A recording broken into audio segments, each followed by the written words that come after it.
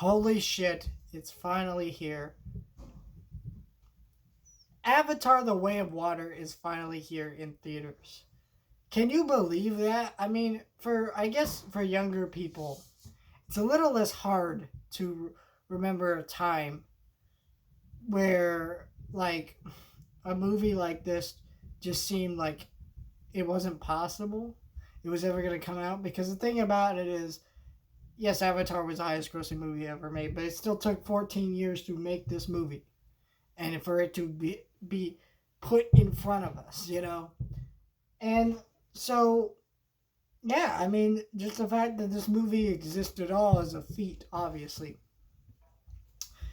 And I want to talk about this movie. I'm going to do like a kind of spoiler-ish review. Um After this review, this is just going to be a non-spoiler review, just talking about the movie, what I thought about it, and what worked, what didn't for me.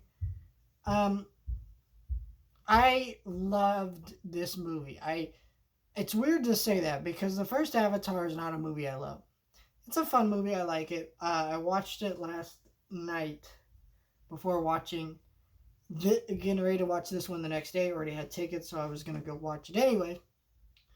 And I had fun every time I watched that movie. But this one hit me, and I think it's because not only are the visual effects are an improvement, but I enjoyed the characters a little bit more. Like, I enjoyed Jake and Natiri's family, and I also enjoyed the expansions to the world of Avatar.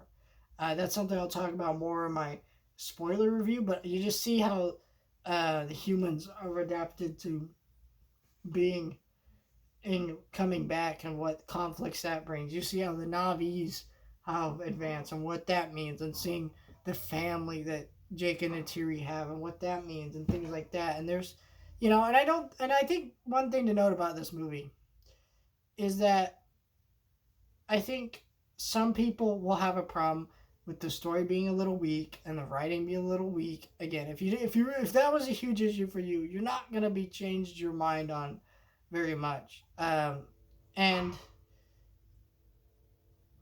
I think you're just gonna not enjoy Avatar, because once again we have a movie that is mostly visual effects and a beautiful score and spectacle or anything else. And I don't think the story or the characters are bad. I think they do the job and deliver an awesome experience and an awesome movie. But if that's something that really bugs you about the first Avatar, then I'm sorry, just don't go watch this movie. Because the story here is exactly what you expect. Some people were worried about me spoiling the plot of the movie. And I just looked at them and I said, you can't spoil the plot of this movie.